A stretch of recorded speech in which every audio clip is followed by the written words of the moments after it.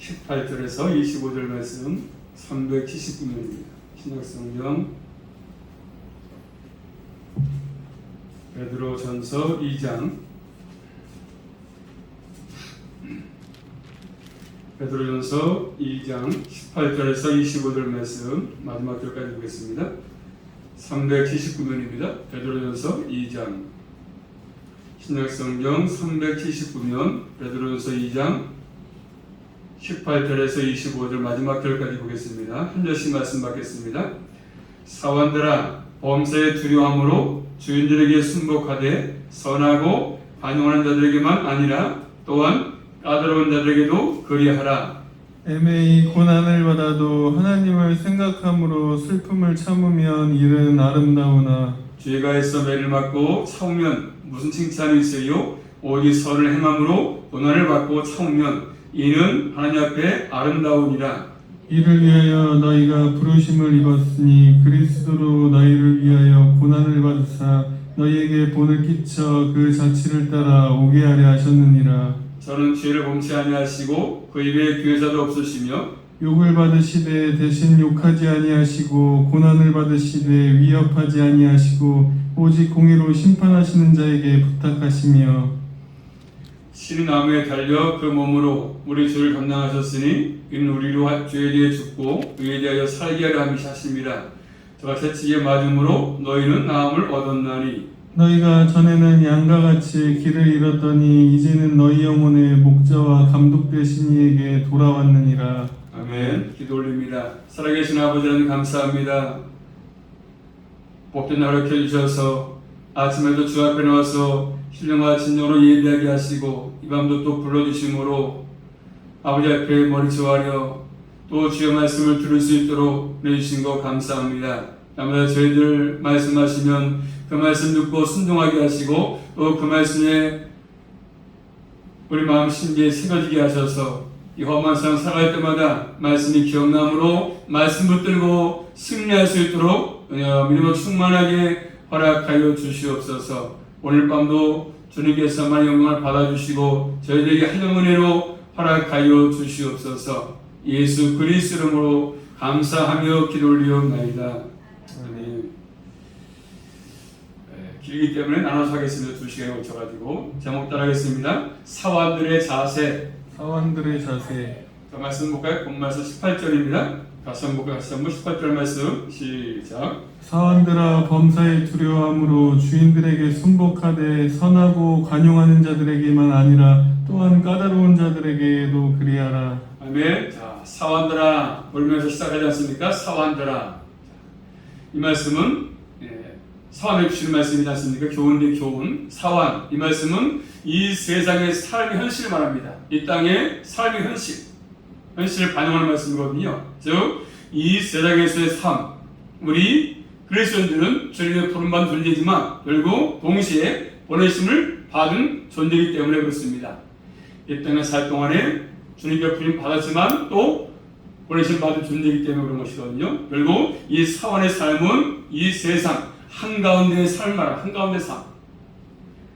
예전에도 사원으로 있었습니다. 이제는 뭐냐면 예수 안에서 사원이 된 것입니다. 예수 안에서 부르심 받고. 그래서 자 2장 가서 볼까 넘어가서 2장 21절 말씀 보시면 2장 21절입니다. 베드로전서 2장 21절 말씀 시작. 이를 위하여 너희가 부르심을 입었으니 그리스도도 너희를 위하여 고난을 받으사. 뭘 위해서입니까? 이를 위해서 부르심을 입었으니. 또 3장 가서 볼까? 3장 9절 말씀 3장 9절입니다. 시작. 악을 악으로 욕을 욕으로 갚지 말고 도리어 복을 빌라. 이를 위하여 너희가 부르심을 입었으니 이는 복을 유업으로 받게 하려 하심이라. 이를 위해서 부르심을 받았다. 그 말씀하죠. 똑같이 그래서 싸울 때 싸우고 그런 것이 아니라 좀 다르게끔 부르심을 받았기 때문에 부르심 받은 존재이기 때문에 이제는 뭐죠? 우리는 항상 주님의 뜻을 따라서 우리는 보내심 받아서 사는 삶입니다.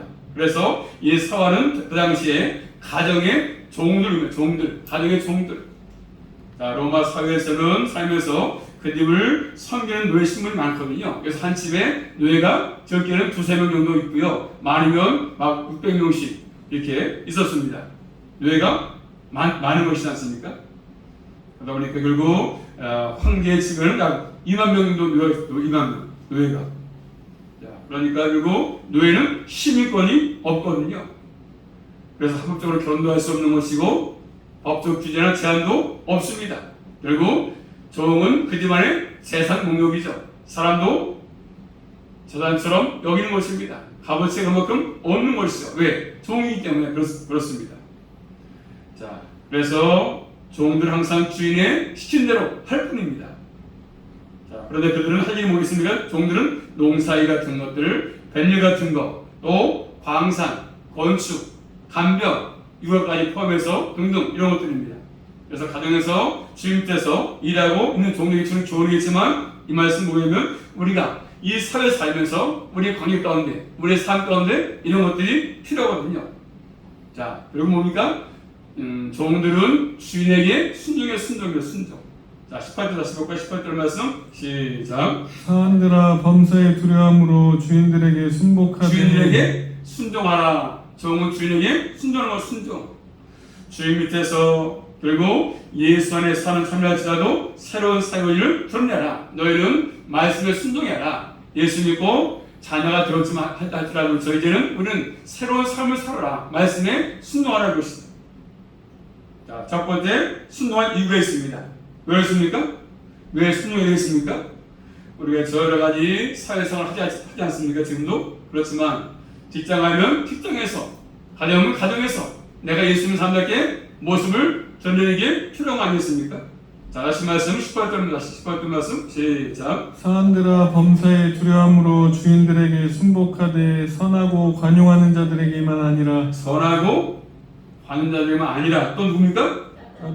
까다로운 자, 저 완악한 자, 아주 까칠한 사람, 좋은 사람만 이라서 좀 나빠도 서로 관용해라 이렇게 말씀합니다. 까다로운 자, 완악하다 그런 뜻이거든요. 예, 까다롭다 이 말은 성기 힘든 사람이지 않습니까? 심하게 내 마음과 내 삶과 전혀 맞지 않는 사람이죠. 우리 땅에 살면서 두 부류의 인간 속에 살고 있지 않습니까? 심지어 교회도 항상 두 부류 아니겠습니까? 교회로 모이지만 어떤 분들은 선하고 관용하지만 어떤 분은 뭐죠? 또 반대로 까다롭지 않습니까? 참 까다로워. 까칠하고 그 사람은 생기면 문제가 생기고 그래서 회의에도 뜻이 안 맞고 반대의 대해서 하는 것도 있지 않습니까? 그렇기 때문에 우리 인생은 살면서 힘든 것이 뭐였습니까? 일이 힘든 것이 아니라 사람 관계가 제일 힘들어요. 사람 관계. 사람 만나고 있으면서 관계가 참 까다롭습니다. 내 마음에 맞는 사람이 없기 때문에 서로 자기를 내서 보다 보면 안 맞아. 힘들어 관계가. 일은 쉬운데 사람 관계 맺는 게 참 힘들어요. 조금 잘못하면 그 교회에서도 시험 들고 또 삐지기나 하고 여러 가지 힘들죠.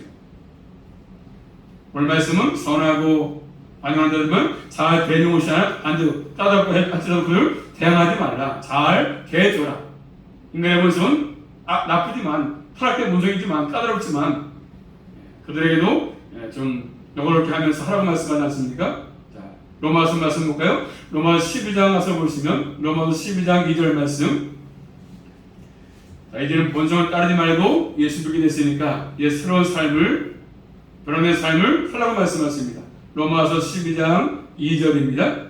로마서 12장 2절 말씀 시작. 너희는 이 세대를 본받지 말고 오직 마음을 새롭게 함으로 변화를 받아 하나님의 선하시고 기뻐하시고 온전하신 뜻이 무엇인지 분별하도록 하라. 아멘. 그런 말씀이지 않습니까? 이제는 너희가 이 세대를 본받지 말고 마음을 새롭게 함으로 하나님의 자녀가 됐으니까 좀 새로운 삶을, 믿음의 삶을 하나님 요구하시는 것들이지 않습니까?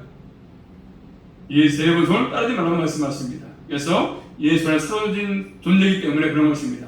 자, 그들은 종이었지만 다시 2장 본 말씀 2장 16절 말씀으로 16절입니다. 올라가 16절 말씀 시작. 자유하나 그 자유로 악을 가리우는 데 쓰지 말고 오직 하나님의 종과 같이 하라. 뭐같이요?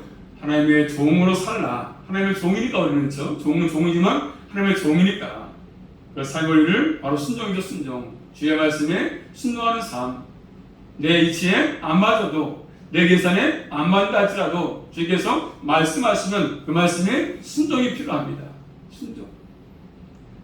왜 순종이 필요하겠습니까? 다시 18절 말씀 보시면 18절입니다. 시작. 사원들아 범사에 두려움으로 주인들에게 순복하되 선하고 관용하는 자들에게만 아니라 또한 까다로운 자들에게도 그리하라. 왜 순종이 필요하죠? 범사 뭐죠? 모든 일에 뭘로요? 두려움으로. 두려워하다 이 말은 뭐죠? 경외하다 그런 말이거든요. 자, 공포가 아니라 경외심이죠. 경외심. 누구를요? 하나님을 두려워해라. 우리 하나님에서 종들이니까 하나님을 두려워해라. 하나님 두려워할 대상이지 않습니까? 순종의 삶을 사는 것은 하나님을 경외하는 마음이기 때문에 그런 것이지 않습니까? 우리 모두는 하나님의 종으로서 다른 것보다 하나님을 두려워하시며 그 말씀에 즉각적으로 감사함으로 순종하시며 살아갈 수 있기를 주의 이름으로 축복합니다. 순종하는 것이죠. 감사함으로. 특별히 21절부터 25절 말씀은 예수 그리스도의 본을 따라서 그래서 그렇게 하라고 말씀하고 계십니다. 원칙을 따라서 하는 것이지 않습니까? 그래서 그들은 종이었지만 사원이었지만 2장 16절 말씀 16절 말씀 시작. 자유가 나 그 자유로 악을 가리우는 데 쓰지 말고 오직 하나님의 종과 같이 하라. 뭐가 있죠? 그들은 종이지만 사원이지만 뭐가 있습니까? 자유가 있다. 자유. 영적인 자유가 있지 않습니까? 종이지만 자유가 있다. 사원이지만. 그래서 교회 안에서 이런 것들이 필요합니다. 참된 자유, 진리 안에 자유죠. 진리가 너를 자유케 한다고 말씀하지 않습니까? 진리가 있어야 우리를 자유할 수 있는 것입니다. 얼굴 있는 것이 아니지 않습니까? 그러므로 항상 우리는 한치만 섬기는 종으로서 하나님을 잘 섬기는 또 주dom으로 섬기는 그러한 믿음의 신실한 사람들로 살아갈 수 있기를 주의 이름으로 축복합니다. 이런 것들이 우리에게 필요한 것이죠. 그래서 우리는 항상 어떤 삶의 황의에 따지라도 난 환경이 안 좋아 탓하지 말고 선하고 관용을 베푸는 사람이 필요한 것이죠. 좋은 환경이 주어져야만 하는 것이 아니라 환경이 좋지 않다 할지라도 사람에게 관용하고 선용할 줄 아는 것들이 우리에게 필요합니다. 약속의 땅, 가나안 땅에서 그리고 가기는 힘들었지만 하나님이 복이 약속된 땅이니까 좋은 환경은 아니었지만 들어가서 누리는 복도 있지 않습니까? 그런 것들을 말해주는 것입니다. 약속이 있는 땅이었습니다. 함께 하시는 땅이었습니다. 자, 우리 모두는 다시 한번 말씀 보시면 1장 와서 볼까요? 1장 4절 말씀 보시면 우리 그리스도인들은 누구냐 하면 1장 4절입니다. 1장 4절 시작. 썩지 않고 더럽지 않고 쇠하지 아니하는 기업을 잊게 하시나니 곧 너희를 위하여 하늘에 간직하신 것이라. 아멘. 자, 썩지 않고 더럽지 않고 쇠하지 아니하는 기업을 우리가 받은 성취하기 때문에 그런 것입니다. 그래서 우리 항상 상급 따기 때문에 영원한 기업, 천국, 바라는 천국, 소망이지 않습니까? 그 나라의 성취하기 때문에 우리는 그런 것입니다. 그러므로 항상 이런 삶을 드러내는 것들이 필요한 것이죠. 직장에서, 가정에서, 삶에서 이런 것들을 나타내 보는 게 중요한 것이죠. 자, 또 두 번째로 우리에게 뭐가 필요합니까? 자, 한번 따라하겠습니다. 19절 말씀 시작. 애매히 고난을 받아도 하나님을 생각함으로 슬픔을 참으면 이는 아름다우나. 뭐가 있습니까? 고난과 인내가 필요합니다. 고난 두 가지가 있지 않습니까? 애매히 받는 고난이 있다. 애매히 있죠. 부당하게 받는 고난이 부당하게. 잘못 안 했어도 받는 고난이 있습니다. 또 하나는 20절에 죄가 있어서 많은 내 고난이 있습니다. 잘못해가지고 많은 고난이 있습니다. 두 경우 가운데 고난이 올 때죠. 내가 받는 고난은 어딘지, 내가 잘못했는지, 아니면 애매히 오는 것인지 한 번쯤 생각해보라고 말씀하십니다. 다시 한번 20절입니다. 20절 말씀 시작. 죄가 있어 매를 맞고 참으면 무슨 칭찬이 있으리요. 오직 선을 행함으로 고난을 받고 참으면 이는 하나님 앞에 아름다우니라. 죄가 있어서 많은 죄가 있죠. 잘못해가지고 죄도 가지고 많은 죄가 있어요. 거기에 무슨 칭찬이 있겠느냐는 것이죠. 자, 주님께로부터 칭찬받을 것이 하나도 없다고 말씀하십니다. 칭찬이 없는. 왜요? 죄가 있어가지고 많은 고난이 있기 때문에 불쌍한 고난이겠죠. 내가 잘못해 많은 고난이니까. 반대로 자, 또 고전 말씀 보십니다. 고전 11장 와서 보시면 11장 3절입니다. 고린도전서 11장 30절 말씀 고전 11장 3절 이러므로 시작. 이러므로 너희 중에 약한 자와 병든 자가 많고 잠자는 자도 적지 아니하니 아멘. 이러므로 너희 중에 약한 자와 병든 자가 많고 잠은 자 듣지 않다고 말씀하십니다. 그 말씀은 주님의 성만찬 관련해서 죄를 범한 사람에게 하신 말씀인데 결국 신앙적인 문제 때문에 죄에서 받는 고난이 있다고 하는 것은 결국 뭐겠습니까? 불편한 것이 아무것도 없다고 말씀하십니다. 또 신약성경 요한계시록 2장 가서 볼까요? 요한계시록 2장 21절 22절 말씀 보시면 요한계시록 2장 21절 22절 시작. 또 내가 그에게 회개할 기회를 주었으되 그 은혜를 회개하고자 아니하는도다. 볼지어다 내가 그를 침상에 던질 터이요 또 그로 더불어 가늠하는 자들도 만일 그의 행위를 회개치 아니하면 큰 환난 가운데 던지고. 아멘. 뭐였습니까? 회개할 기회를 줬습니다. 근데 왜요? 회개하지 않는다죠. 그러면 침상에 던다고 말씀하십니다. 침상에 누워있어야만 할 정도로 심한 고통이 따르는 것이지 않습니까? 아프다 보니까 활동을 할 수가 없습니다.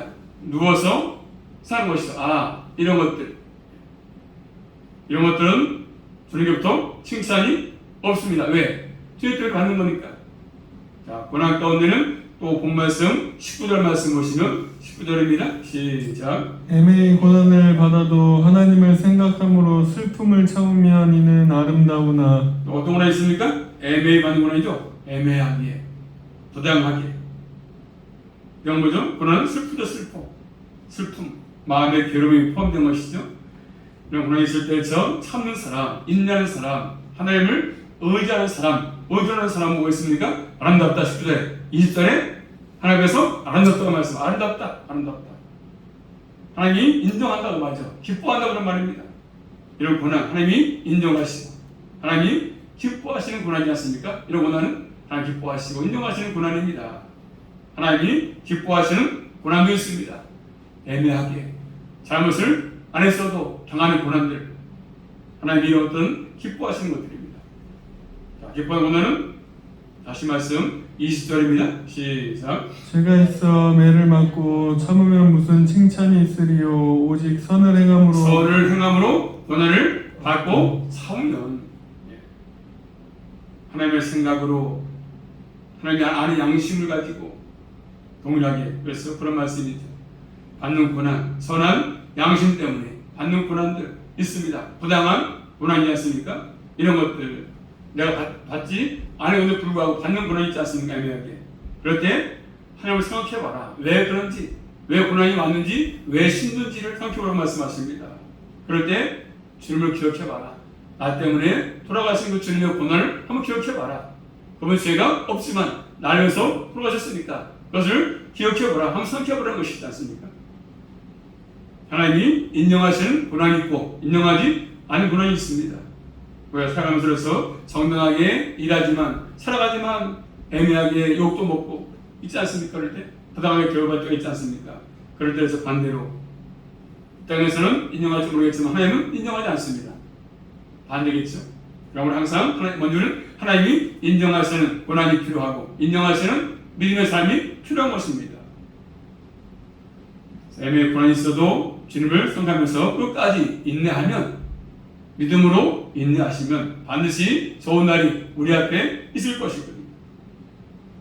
이런 삶에 위해서는 때로는 뭐 필요하겠습니까? 자기 권리가 포기가 필요합니다. 내 권리 포기하는 것. 그런데 현대인들은 자신의 권리를 주장하지 않습니까? 내 권리 주장합니다. 자기 권리를 주장하지 않습니까? 나는 내 마음대로 살 거야. 여기 일치입니다. 내 마음대로 살 거야. 내 마음대로. 그렇지만 우리는 뭐요? 내 권리도 주님께 맡기는 것이죠. 왜? 믿음의 사람들이니까. 자, 다시 말씀 23절입니다. 23절 말씀 시작. 욕을 받으시되 대신 욕하지 아니하시고 고난을 받으시되 위협하지 아니하시고 오직 공의로 심판하시는 자에게 부탁하시며. 아멘. 예수님도 오직 공의로 심판하는 자에게 부탁했다고 말씀합니다. 예수님도 부탁했습니다. 하나님께. 자, 그런 것처럼 우리도 그런 자세가 필요합니다. 주님께 맡기는 것을 하나님 억울합니다. 지금 힘듭니다. 내 삶이. 애매하게 좀 고난받고 있습니다. 그럴 때 주님께 맡기는 것입니다. 내 권리를 포기하고 부당한 고난을 받아도 반드시 하나님께서 시험 다 밝히실 겁니다. 그래, 네가 잘한 것이야, 네가 못한 것이야 밝힐 것입니다. 공의로 판단하실 것입니다. 주님을 의지함이 현실에서 잘 드러남이 필요한 것이죠. 부당한 고난 있습니다. 이해하지 못해서. 그렇지만 결국 지나고 나면 그래, 그때 그래서 이랬었구나 알게 되는 것이잖아요. 항상 우리는 하나님의 공약을 다 드러나기 때문에 이 땅에서 모든 삶이 언행의 심사 주님께서 인정하시는 믿음의 삶을 사는 것들이 필요합니다. 그래서 항상 남에게 아픔을 주지 말고 고난을 주는 사람이 되지 말고 그들을 주님께로 그래서 인도하고 또 그들을 주님의 말씀으로 잘 가르쳐서 주님께서 인정하시는 믿음의 삶을 잘 살아갈 수 있도록 우리 모두는 이 땅의 모든 삶을 여기에 올인하시며 살아갈 수 있기를 주의 이름으로 축복합니다. 주 앞에 칭찬받는 삶, 인정받는 삶이 우리에게 필요한 것이죠. 그래서 오늘 말씀처럼 다시 한번 나를 돌아보시며 신앙생활 하시면서 어려움이 있다 할지라도 그 고난 가운데 낙심하지 말고 주님을 의지하고 주님을 신뢰하는 가운데 끝까지 믿음의 길을 잘 우리 모두가 달려갈 수 있기를 주님의 이름으로 축복합니다. 기도하겠습니다. 살아계신 아버지 감사합니다. 이 땅에 사는 동안에 믿음으로 살 때도 애매히 당하는 고난이 있습니다. 어려움을 당할 때도 있습니다. 그럴 때마다 더욱더 저희들 내 힘으로 그런 모든 문제를 해결하려고 하지 말고 늘 주님께 맡기며 살게 도와주시고 또 아버지 하나님 내 앞에 주님께서 모두를 우리 진리 가운데 인도하셔서 늘 주의 말씀을 기억나게 하셔서 주님의 가르침을 따라서 또 주님을 다 닮아갈 수 있도록 우리 모두를 진리 가운데로 인도해 주시옵소서. 우리의 삶 가운데 주님과 함께하는 삶을 살아갈 수 있도록 인도하여 주시옵소서. 예수 그리스도 이름으로 감사하며 기도 올리옵나이다. 아멘.